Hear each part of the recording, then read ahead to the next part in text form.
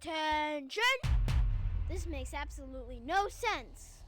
Ladies and gentlemen, this is Zander's Facts. Zander's Facts, what is happening, y'all? Welcome into the latest edition of the Zander's Facts podcast. I am, of course, the aforementioned Zander. We have got a huge podcast this week. It is episode 40. The big 4-0 of the Zander's Facts podcast here on Wednesday, November 10th. Thank you all for listening after our week off.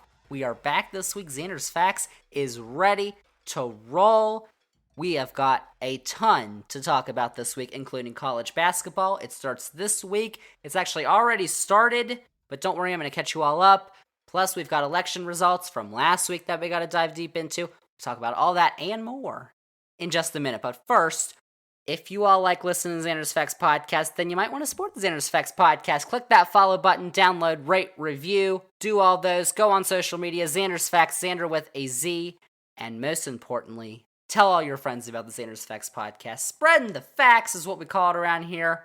Tell all your friends. Zander's Facts podcast. We have got a ton to talk about, but first, we're going to start with ya boy, Aaron Rodgers. Disgusting! He probably shouldn't be your boy anymore if he still is your boy, because he's a bad boy. Why is Aaron Rodgers a bad boy, Zander? Well, we're going to talk about it, because clearly he's got some issues with him. Let's just break down this whole saga thing that's going on with Aaron Rodgers, because it's a mess. So, Wednesday morning, Wednesday of last week, the week with no Zander's Facts, I know, we're back. Wednesday morning of last week, we learned that Aaron Rodgers, the Green Bay Packers quarterback, had tested positive for COVID, and it was soon learned that he would have to quarantine 10 days as per NFL guidelines because he is considered unvaccinated. But wait, I thought he was vaccinated. Well, back on August 26th, Rodgers was asked if he was vaccinated, and he said this. Yeah, I've been immunized. There's a lot of conversation around it, around the league, and a lot of guys who have made statements and I've made statements, owners who've made statements. There's guys on the team that haven't been vaccinated. I think it's a personal decision. I'm not going to judge those guys. So apparently it turns out immunized and vaccinated are two totally different things. And we should all know that. And because we don't know that, we're stupid. At least that's what Aaron Rodgers thinks.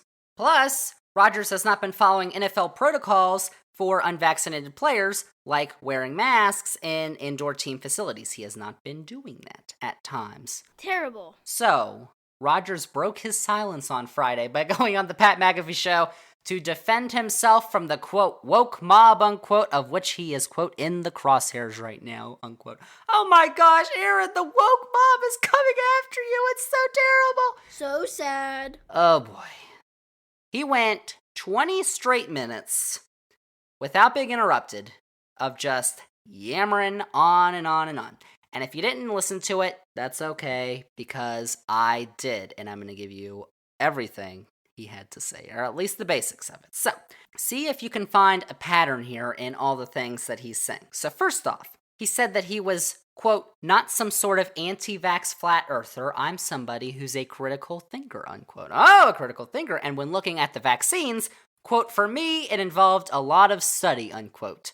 So basically, he did his own research. Whoops. And you all know the people who are doing their own research. Not turning out so well. So, Rodgers said that while he was doing his own research, he discovered that he was allergic to an ingredient in the mRNA in the Pfizer and Moderna vaccines. Of course, he did not name the ingredient. And then said that he would not take the Johnson & Johnson vaccine because of the clotting issues that made it become pulled in April. Of course, those issues only affected about 7 women out of millions and millions who have taken the Johnson & Johnson vaccine. So that didn't make any sense.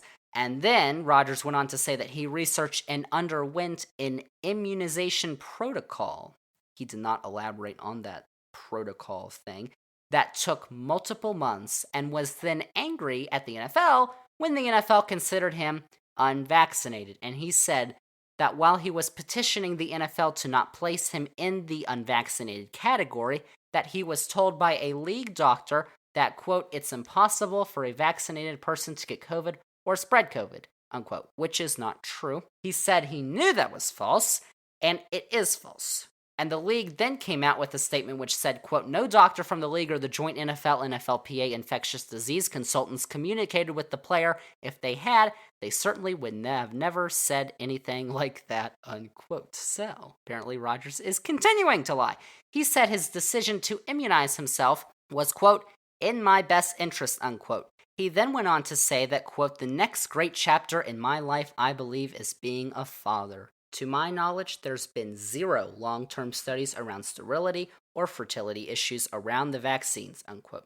Of course, the CDC has said and continues to say that, quote, COVID-19 vaccination is recommended for everyone 12 years of age and older, including people who are trying to get pregnant now or might become pregnant in the future, as well as their partners. Professional medical organizations serving people of reproductive age, including adolescents, emphasize that there is no evidence that COVID-19 vaccine causes a loss of fertility.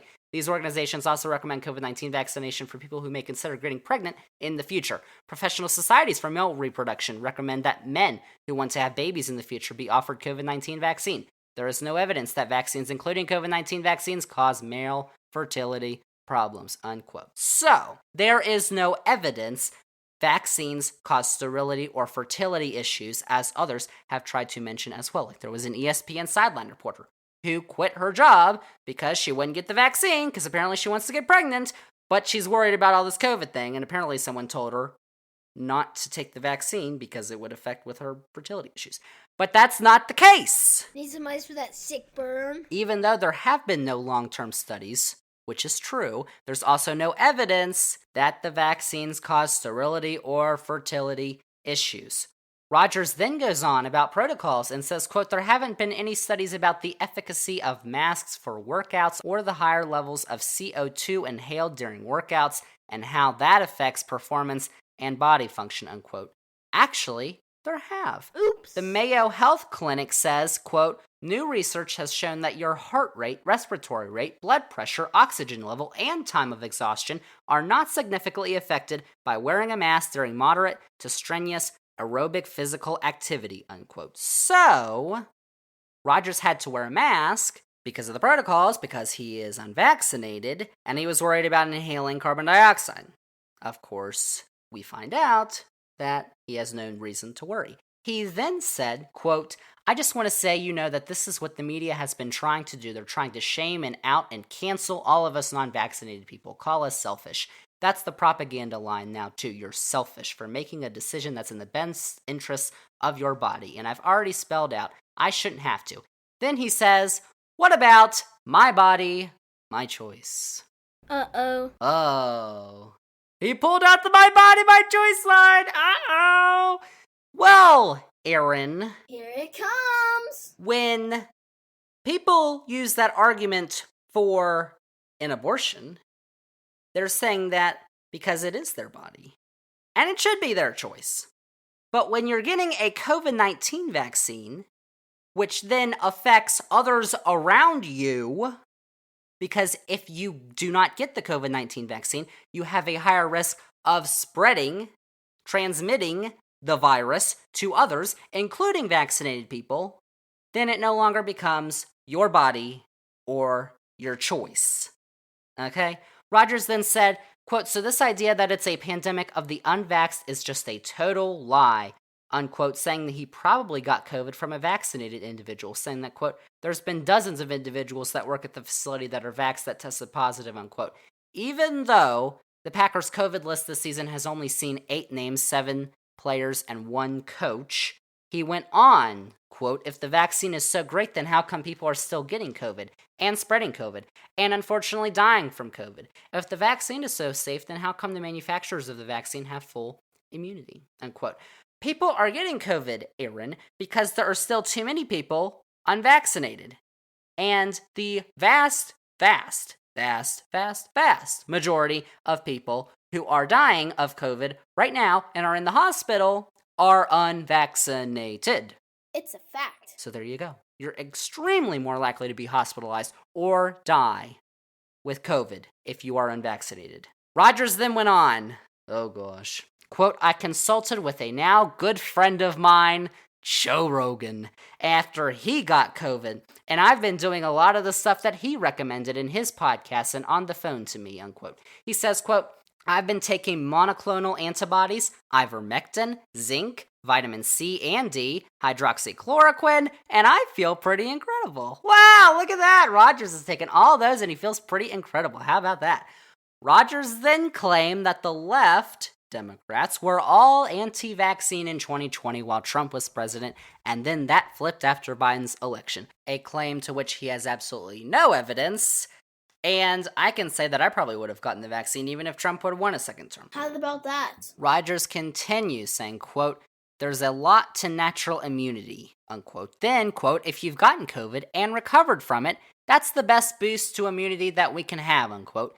And if that were so, then how come people are getting COVID multiple times? So you probably need to get the vaccine even if you've had COVID. He also said that they brought people in to the team to shame the team during training camps because the team had low vaccination rates. And then, finally, Rodgers ended his charade by saying, quote, I feel really good, and if this were the flu, there's no reason I wouldn't play on Sunday, unquote.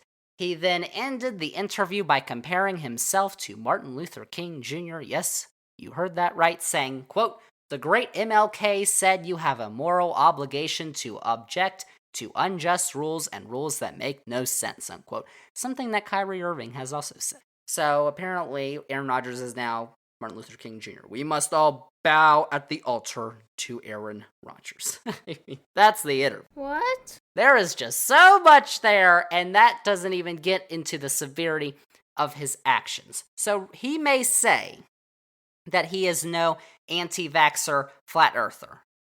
But this man is an anti-vaxxer. He said every single line that a classic anti-vaxxer say. He probably got COVID, found out about it on Wednesday, and then said, oh crap, what am I going to say? So he's planning for this interview on Friday, and he's like, all right, what do I got to write down? How about fertility issues, and I'm allergic to the vaccines, and I'm not an anti-vaxxer, and the NFL, and freedom, and tyranny, and can you believe the left, and cancel culture, the woke mob. Oh, he wrote it all down, and then he just spewed it in a 20-minute interview. I mean, it was insane. All of the points that Rodgers pointed out were ones that we have heard from others who have expressed anti-vaccine sentiments, but that's all that. But the worst part is that he lied. He said back in August he was immunized when he was asked if he was vaccinated. And then he said, I'm not going to judge the people who are non-vaccinated. Yikes! He lied. But he doesn't think he lied. Because he's like, well, you should have known the difference. Like, what are you talking about? Because he did some stupid immunization process that doesn't even help, doesn't even make any sense. And he still got COVID anyway. So clearly it didn't work. So he wasn't wearing masks when he was supposed to be, so he endangered his teammates, he endangered members of the Packers organization, he probably endangered members of other teams, and he endangered media members when he was supposed to be wearing a mask in the press rooms with all the media members, and he wasn't doing it. So this is worse than any typical anti-vaxxer, like Kyrie Irving or whatever, because at least to our knowledge, they didn't endanger any other people that we know of. Okay, they might have. But Rodgers knew he wasn't vaccinated. The Packers knew he wasn't vaccinated. And they did not do anything about it when he continued to break COVID protocol. So, what is seriously wrong with this man? He got some issues. I guess we should have known because Rodgers has been estranged from his family for years. And while that process was going on a couple years ago, the public was all thinking, Rodgers' family's crazy. Oh my gosh, Aaron, you gotta get out of there. That people are crazy. Turns out, he might be the crazy one. And yet, Rodgers is only facing a fine, not a suspension, for all of this, even though he broke NFL protocols for unvaccinated players, and the Packers knew it and didn't do anything. Whoa, whoa, whoa. So he's not going to get punished. Very, interesting. The NFL's really going to drop the ball on this one. Seriously. There's anti-vaxxers. There's your Kirk Cousins and your Lamar Jacksons who haven't gotten the vaccine. They wear the mask. Aaron Rodgers was unvaccinated. He didn't wear the mask. He thought he was above everyone else. That's selfish. He said, "You're calling us selfish. That's terrible. How could you do that?" It is selfish. Look up the definition of selfish, and you'll see Aaron Rodgers' picture, because he was just selfish. Thanks goodness that's over. Stop that rant, because that's just too much. But that's what's going on with Aaron Rodgers. He did not play on Sunday, and the Packers lost to the Chiefs. By the way, we're not doing football picks on this podcast like last week, because last week we posted them on social media, Twitter, Facebook, Instagram, all the Zander's Facts. So, if you want to get your football picks for college and pros and figure out how I did last week, then go on Zander's Facts on Twitter, Facebook, and Instagram. You will find Zander's Facts football picks, and we're trying to figure out other ways we can get those to you very shortly. We're in the next few weeks. We're going to have some other Zander's Facts stuff. We'll give you that information in the next few weeks, but let's transition over to a quick politics recap from last week. The elections that occurred across the country, including in Virginia, where it was the Republicans who took a clean sweep, taking the top 3 executive positions and winning control of the state's House of Delegates. It was a red wave last week in Virginia, which, listen, people, there's a lot of people to blame. I know there's a lot of people on this podcast who are angry. Glenn Youngkin's gonna be governor. Is that gonna be terrible? Oh my gosh. We'll see about Glenjamin. Who? But a lot of people are out there blaming right now all the Democrats, and they're all whining. Oh my gosh, can you believe it? Well, I got people to blame too, because the Republicans ran a very good campaign, which basically was based on lies, because they told everyone critical race theory is going to destroy your children, and it's being taught in schools. It's not being taught in schools, but all the parents said, "Oh my god, critical race theory." And then Terry said that stupid thing about parents not being able to have a say in what should be taught, which was a terrible thing to say. He should never have said that. If he had a competent campaign, he never would have said that, and then he would have taken it back. He never took it back. That's one of the things. Terry McAuliffe ran a horrible, terrible, awful campaign in Virginia. Like, it was ridiculous. Like, because he ran in 2013 and he won in a year that wasn't good for Democrats. And now, in 2021, he runs an incompetent campaign where he says things like that. And his main message was Trump. When people are sick of Trump, it has been 5 straight years of Trump, Trump, Trump, Trump, Trump. No one cares anymore. We got rid of him, hopefully forever. But he might come back. And if he does, then that's going to be another issue. But for now, he's not running. It was Glenn Youngkin. And Youngkin did a pretty good job of distancing himself from Trump. Well, despite, you heard that video from 2 weeks ago in which he said Donald Trump was part of the reason why he was running. So he did a pretty good job of getting all the MAGites out to the polls, and then he did a pretty good job of getting moderates to vote for him, a lot of suburbanites who flipped to the Democrats in recent years because of Trump, who flipped back over to Youngkin. A lot of that was education nonsense, which is not true, and people are going to find that out, and they're going to be like, "Oh man, why don't we vote for this guy?" They'll figure that out. And all those people said, well, he's not really too Trumpy, so I guess we'll vote for him. So he did a pretty good job, and Terry just kept yelling, "Trump, Trump, Trump, Trump, Trump." They wasted flyers, campaign ads on the TV, on the YouTube, all on Glenn Youngkin is Donald Trump. And people were like, "What are you going to do for me, Terry?" And he had plans, like I think in my podcast 2 weeks ago, I told you about more of the plans that Terry had than Terry said himself the entire campaign. Because he was just talking about Trump. Like, seriously. If he had not, and he actually told people what he's going to do, and he was building on the things that the Democrats passed over the last 2 years when they had control of the state house and the state senate and the executive branch in Virginia, then he would have won. Like, if he told people critical race theory is not real, and he focused on that. And he didn't say that parents should not be having a say in what should be taught in schools. Like, that one line killed him. If he had not said that, he probably would have won. But he did say that. He was stupid enough to say it, and then he did not take it back, and in every single ad I saw, I live in Virginia, ads all over the place.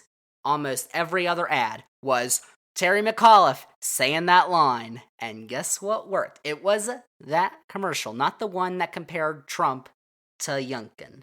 That didn't work at all. Too bad. So, since it was a 2-point race, I would say that was probably the decision maker in a partly blue state. So that's just, I had to get all that off my chest because the Democrats, the Republicans should not have won the election in Virginia talking about lies, but they did because of the Democrats' incompetence. The Democratic Party has clearly got some major issues because they're having problems passing the infrastructure bills. Oh, hey, they passed the infrastructure bill. Well, they passed one of them. They've now got to get the other one, the Build Back Better bill, out of the Senate. But Joe Manchin, Kristen Sinema, they won't, too much money!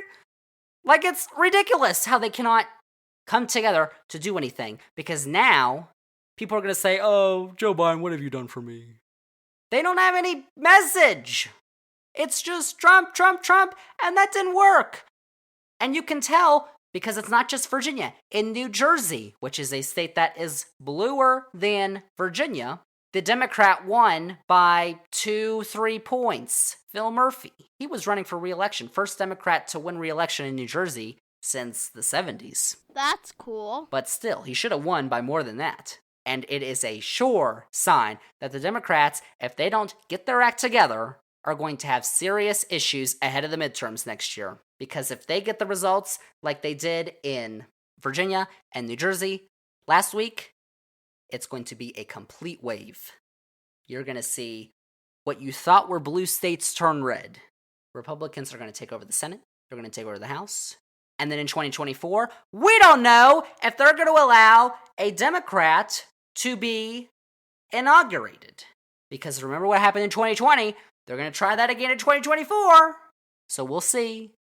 Democracy. They didn't focus on that enough. How they tried to steal the election. You could have said that about the Republicans. And So now you've got Republicans running on, the Democrats are trying to defund the police, kill your children, overtake your schools with evil history. And the Democrats cannot find a way to push back on it when it would be the easiest thing in the world. Like, seriously. They're not doing it for some reason. What's their problem? They get into power, and they don't know what to do. That was dumb. Good grief. The issue I have is with the Democratic Party, because right now they're looking pretty incompetent. It's pretty ridiculous. That's what I got for elections. What are they doing? You should have won in Virginia, but you lost because you had a terrible candidate who was getting terrible advice for some reason, who just kept yelling Trump, Trump, Trump, which allowed the Republicans to win, and the party has no idea what it's doing. Good grief. Ridiculous. That's what I got for politics this week, because next we have got college basketball. Our season preview is up next. Oh boy, we got a lot to talk about. Who's going to win the national championship this year, Zander? Remember, I told you correctly who it was going to be last year before the NCAA tournament. You're about to hear who's going to win the national championship in college basketball, in our college basketball season preview. That is right after this, as the Zander's Facts podcast continues.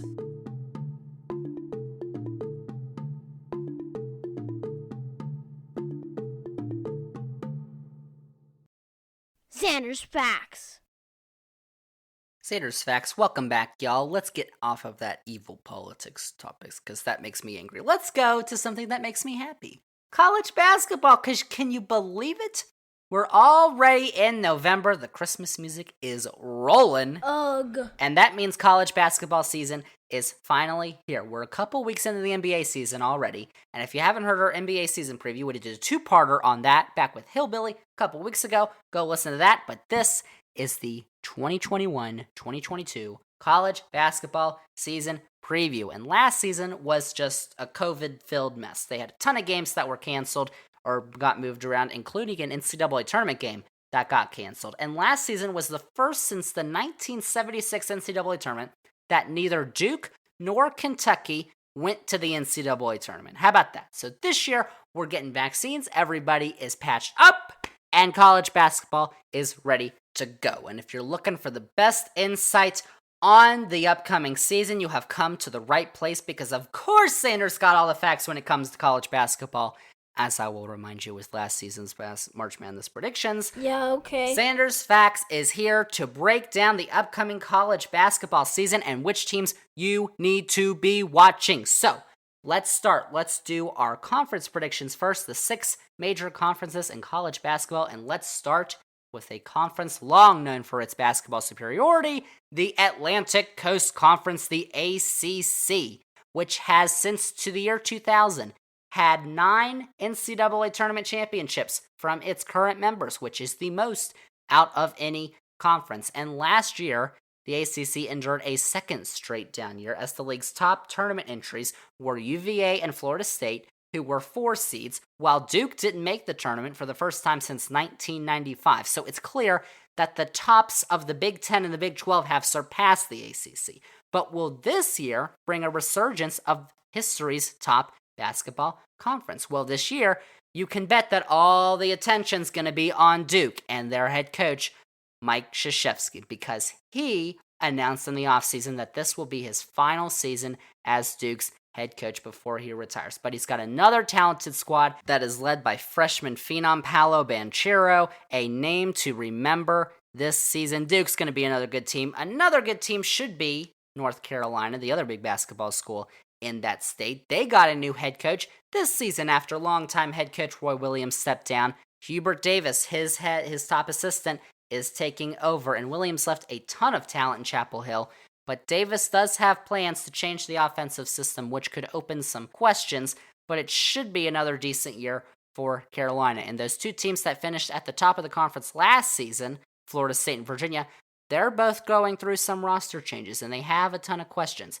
Both Florida State and Virginia are losing a ton of talent this year, and both are going to rely on experienced transfers to help bridge that gap between last season and the young guys on their squads this season. Expect both to have down years, but Leonard Hamilton for Florida State, Tony Bennett for UVA coaching, you never know. But UVA's got a ton of questions this year, which is the first time we've said that in a while. And a top sleeper pick in the ACC appears to be ya boys at Blacksburg, the Hokies of Virginia Tech, who finished 3rd in the regular season in the ACC last year, and they return National Player of the Year candidate Keve Aluma, and they gain a transfer familiar to their head coach Mike Young in Storm Murphy from Wofford, and they have an upper-class-filled team, so don't be surprised to see a jump for the Hokies in Mike Young's 3rd year as coach.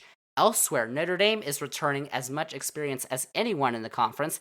Louisville is going through off-the-court turmoil that's led into an FBI investigation, another one, that could impact the Cardinals' season, while Syracuse is looking to surprise with the Bayheims once again. Miami should make a big jump, and it's probably going to be tough for Georgia Tech and Clemson to get back to the NCAA tournament after losing a ton of production from last season. So overall for the ACC, if the hype surrounding Duke's freshmen is real, Virginia and Florida State don't slow down too much, and Carolina and Virginia Tech can continue improving, then the top of the ACC can get right back with the Big Ten and the Big 12.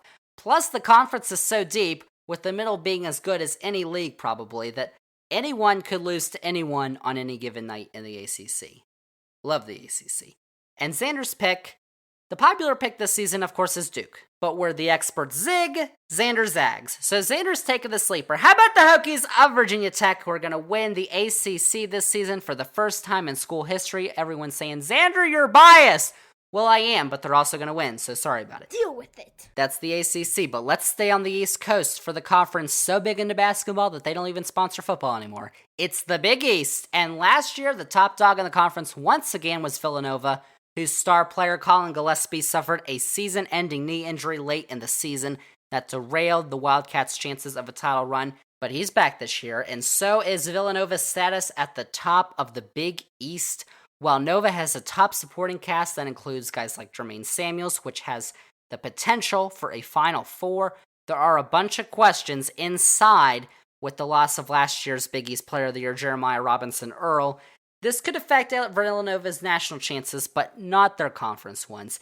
But the team that may be best positioned to challenge Villanova at the top may be UConn. Under their head coach Danny Hurley, the Huskies have continued to improve, but lose last season's top scorer James Bouknight, so senior RJ Cole should be the one to step up, and most of the supporting class returns, so that should bode well for the Huskies in their second year back in the Big East. Xavier returns its top 7 scorers from a bubble team last season and should look improved. Another team that can make a jump is Seton Hall, while potential Big East Player of the Year Julian Champagnie could help St. John's surprise some people. And the team that surprised a ton of people last year was Georgetown, who went 13-13, but made a run in the Big East tournament to make it to the NCAA tournament. But I would expect a team similar to the one that went 500 in the regular season last year, even though the Hoyas have potential Big East Newcomer of the Year, Aminu Muhammad. Plus, Marquette brought in former Texas head coach Shaka Smart from VCU as their new coach, but it might take a while for things to improve up in Wisconsin. And overall, Villanova is still top dog, but there are still a couple quality tournament teams that will make the Big East fun to watch. So Zander's pick, I think Villanova's just going to run away with the league title this season. Give me the Wildcats. Bold move there. That's the Big East. Now let's head over to the Midwest for the Big 12, the conference that hosts the reigning national champion in Baylor. And the conference has not seen back-to-back national champions since the ACC did it in 2009-2010 with Carolina and Duke. And the Big 12's got a couple of teams who would like to be the second of that back-to-back. So, let's start with the reigning champion, Baylor Bears. Now, I'll just say it.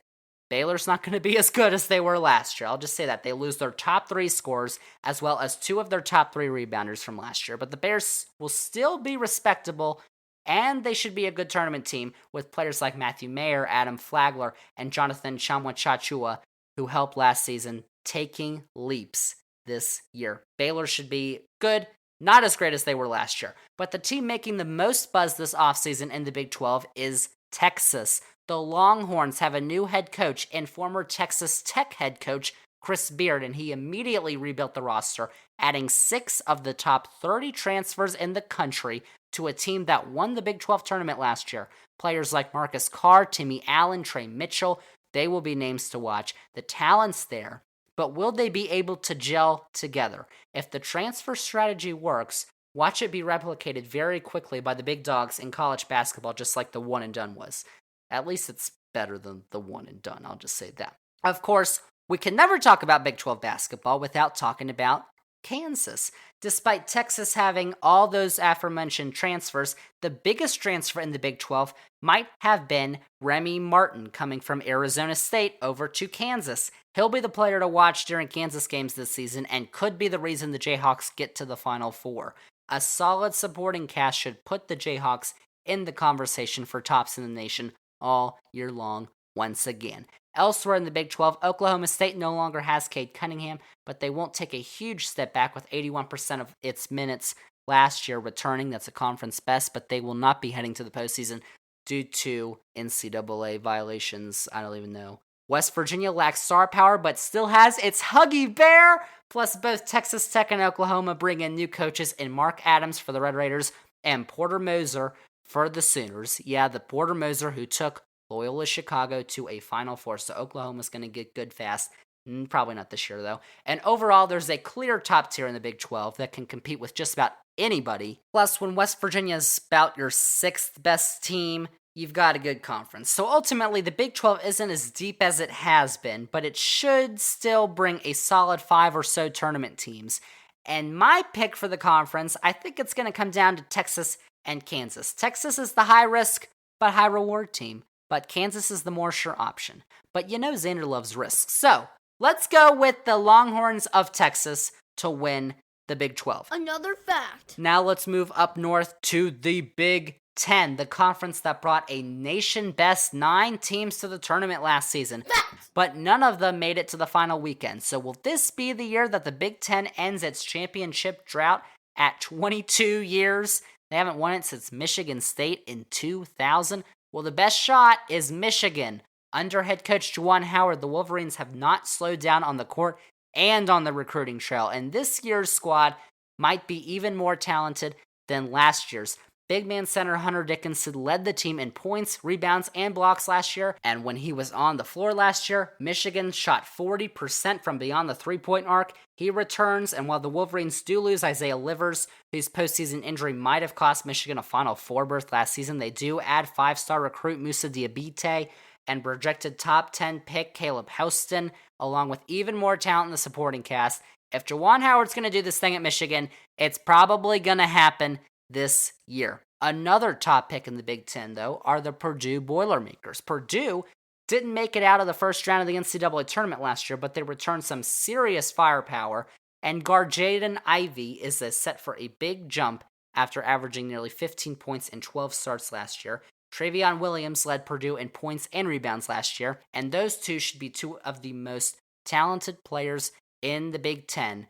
So if anyone has a chance at overtaking Michigan this year, it is Purdue. Meanwhile, Illinois lost their star guard Ayo Dosunmu to the NBA, but they return their big man Kofi Cockburn from a popular pick to win it all last year in the tournament that fell in the second round. And they won't be as talented as they were, but they'll still be respectable in the conference. Plus, there were times last season when Ohio State looked like they were the real deal. With top players CJ Walker and Dwayne Washington Jr. leaving, it's time for players like EJ Liddell to shine, which could give the Buckeyes a spoiler status in the conference this year. And Maryland's also getting some preseason buzz with a couple transfers arriving to help one of the Big Ten's worst offensive teams last season. Indiana hired a new coach, an NBA veteran head coach Mike Woodson, and there's some buzz in Bloomington, so there could be a couple upsets for Indiana this year. Plus, it's do or die time for Nebraska and their head coach Fred Hoiberg, and you should never count out Tom Izzo at Michigan State. So overall, the Big Ten top to bottom looks to be the nation's best right now. However, a down year for a couple teams, which could definitely happen. Teams like Illinois could hold the conference back and allow others to fill that void. Despite that, though, the Big Ten has a good chance to bring another major haul to the tournament this season. So, Zander's pick. Michigan's going to be the popular pick. Purdue the upset pick. I said Ohio State the sleeper. I think I'll go with the popular pick. I think Michigan just has so much talent. Juwan Howard is a really good coach at Michigan. Michigan is going to win the Big Ten this season. Xander warned you. Out west, let's go to the Pac-12, the Conference of Champions. Conference of Champions. Bill Walton knows a conference that for years has been at the bottom of the Power 5 in football and basketball. But last year, basketball took a huge step forward with the emergence of UCLA and an impressive 13-5 record for their 5 teams in the NCAA tournament. And speaking of the Bruins, all the hype is on them this season. They are number 2 in the preseason AP poll after going all the way down to the buzzer with Gonzaga in the Final Four. And in that tournament, they were playing in the first 4, so they were one of the Cinderella teams in that tournament. And they almost got Gonzaga. They almost got him if it wasn't for that Jalen Suggs shot. And from that team last season, the Bruins return their top players, including Johnny Juzang and Tiger Campbell. They add on 5-star recruit Peyton Watson. So there is some reason for some UCLA hype this season. The Bruins certainly have a shot at a record-setting 12th national championship. But elsewhere, in the last 10 seasons, head coach Dana Altman has led Oregon to a top 2 Pac-12 finish 7 times. It's a fact. Veterans Eric Williams and Will Richardson are going to help a team that finished atop the Pac-12 1 year ago. With a couple highly rated freshmen joining a mostly experienced squad, Oregon has the talent and experience to compete at the top with UCLA. For USC, they lost top pick Evan Mobley, but Isaiah Mobley returns along with Drew Peterson, Isaiah White, and transfer Boogie Ellis, which should make the Trojans a team to watch. Washington State is continuing to improve with their head coach Kyle Smith in his 3rd year. Arizona State's offensive revamp is going to be something to watch. And Colorado is looking to improve off its 3rd place finish last season. Plus, Oregon State had that Cinderella run in the tournament. They're looking to build off that, while Arizona is probably going to go through some growing pains after they finally got rid of that scandal-ridden head coach, Sean Miller. So overall, the bottom of the conference still has a long way to go, but the top of the Pac-12 features some of the best teams I think you're going to see all season. So while most people are going to pick UCLA, I think that UCLA is going to come out struggling with all eyes watching early in the season, especially in the first week. They have a matchup with Villanova, which is a top 5 matchup. In the end, I think Oregon is going to do just enough to come out of the Pac-12. Give me the Ducks! Oregon. Cool facts, bro. In the SEC, the final conference, let's head down south. It was a strange year. Kentucky missed out on the tournament, while Alabama and Arkansas surged to the top of the conference. And speaking of Kentucky, this year's squad is back in the conversation of contenders, and rightfully so, because after last year's 9-16 disaster, John Calipari, their head coach, has completely retooled the roster with names such as Ty Washington and Damian Collins, ones to watch in Lexington. And while the talent may not match up with others at the top or even past Kentucky teams, the Wildcats are incredibly deep. They've got 8 or 9 potential starting caliber players. This is not one of Calipari's best squads at Kentucky, but it's certainly an improvement over where they were last season. And the SEC has 4 other preseason ranked teams, with last season's darlings Alabama and Arkansas leading the bunch. And the name to watch for Alabama is Javon Quinterly, who went 43.3% from three-point range last season. In any case, the Crimson Tide should compete at the top of the conference once again, while Arkansas returns breakout star Devontae Davis and brings in 3 highly touted transfers to a team that is neck and neck with Kentucky and Alabama at the top of the talent pool in the conference. Plus, Auburn returns Allen Flanagan and Wendell Green Jr. and brings in potential conference newcomer of the year, Jabari Smith, to a team that could be dangerous when it is healthy. And Tennessee has a lot of young talent led by freshman Kennedy Chandler, but it probably isn't enough to compete at the top of the SEC. And elsewhere, Vanderbilt has one of the league's best players in Scottie Pippen Jr., Mississippi State brings in a boatload of transfers, including Garrison Brooks from North Carolina and Rocket Watts from Michigan State, and Florida and LSU have some nice pieces to make some games interesting with the big dogs this season. So overall, the SEC is deep once again, and while I wouldn't consider any league members real championship contenders, there's a bunch of teams in that next tier: Kentucky, Alabama, Arkansas, Tennessee, Auburn. They should all be really good. Kentucky's going to be the hot pick, but I'll stay away. So with a boatload of good choices, I think I will take Arkansas, the Razorbacks. I believe in head coach Eric Musselman's ability to put it all together, and I think Arkansas has the best shot at a deep run in the tournament. It's all true. Now, those are the 6 conferences, but let's go to our mid-majors to watch, because before we get to our season-long predictions, let's take a look at some teams outside the power conferences that you're going to want to keep your eyes on, like Gonzaga. Of course, we have to mention last season's runner-ups. Even while they lost Jalen Suggs and Corey Kispert, Drew Timme returns along with the emergence of top-ranked recruit Chet Holmgren, remember that name, NBA fans, and adding on Andrew Nembhard, Hunter Salas, and a bunch of other experienced names. This is one of the deepest teams in the country once again, and make no mistake about it, Gonzaga will be right back at the top of the championship candidates once again this season. Elsewhere, the hype train is boarding once again for Memphis this offseason, and whether it's going to be worthy of leaving the station this time is a major question. But head coach Penny Hardaway has a talented squad that won the NIT last season and brings in big names in Imani Bates and Jalen Duren. The big issue last season was turnovers, so if they can get cleaned up on turnovers, then Memphis has a serious shot at a deep tournament run. Also in the American Conference, Houston made a surprise run to the Final Four last season, their first since 1984, and is looking to find a way to get back. While they probably won't get that far, their head coach Kelvin Sampson has built the Cougars into a consistent second weekend program, and the only other mid-major to be ranked in the preseason are the Bonnies of St. Bonaventure. The Bonnies return all 5 of their starters from a year ago, and some aggressive defense with some early season opportunities could definitely put them in position for a high tournament seed. While Gonzaga should probably sweep up in the West Coast Conference, Watch out for BYU in there as well.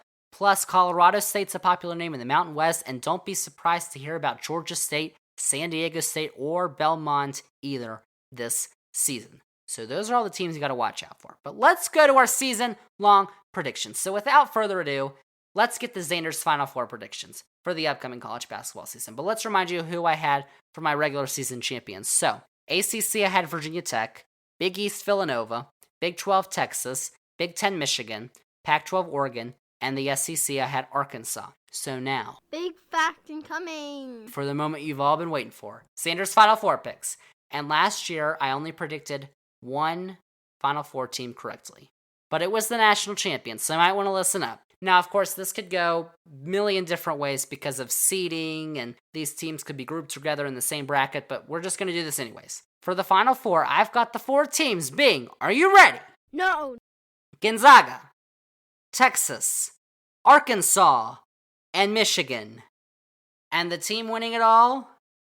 The Arkansas Razorbacks. Woo, Big City! That's blasphemy. There you go. Arkansas's going to win the championship this year. There it is. Zander's Facts. And there you have it. That is everything you need to know for the 2021-22 college basketball season. I know I am super excited to watch. I've been waiting for college basketball. It's finally here. It's going to be amazing. I'm super excited.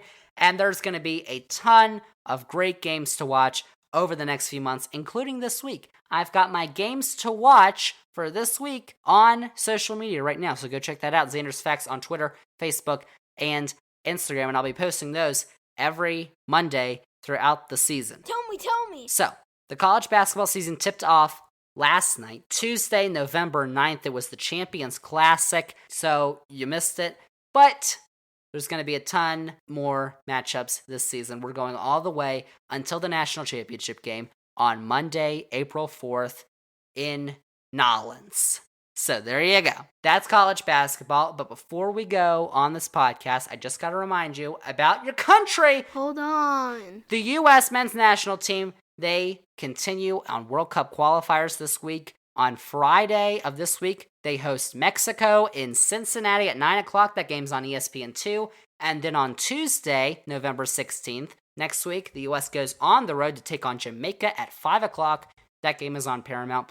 So these are the only 2 qualifying matches that are in this international window, but it does include a big one against Mexico. And right now, Mexico is atop the CONCACAF World Cup qualifying standings with 14 points, but the U.S. is in second, right behind them with 11 points, and Canada is in third with 10 points. And the top 3 teams go to Qatar next year for the World Cup. So that is also happening this week. And that is a wrap on this week's edition of the Zander's Facts podcast. Holy cow, we talked about a ton of stuff. Aaron Rodgers is being a dummy. Democrats are being total dummies as well. But college basketball is not being dumb, because you all know who's going to win the national championship this year. Woo Pig Suey. That's all I got to say. That's what we've got on this week's edition of the Zander's Facts podcast. Thank you all for listening. And remember, if you want to support the Zander's Facts podcast, click that follow button, download button, rate, review. Go on all the social medias, Twitter, Facebook, Instagram, Zander's Facts, that's Zander with a Z, and most importantly, tell all your friends about the Zander's Facts podcast. Spreading the facts is what we call it around here. And remember, go on the social medias. You'll find this week's football picks. Those will be posted on Thursday morning. You will not want to miss those. So that is a wrap on episode 40 of the Zander's Facts podcast. Thank you all for listening, and we'll see y'all with episode 41 next week.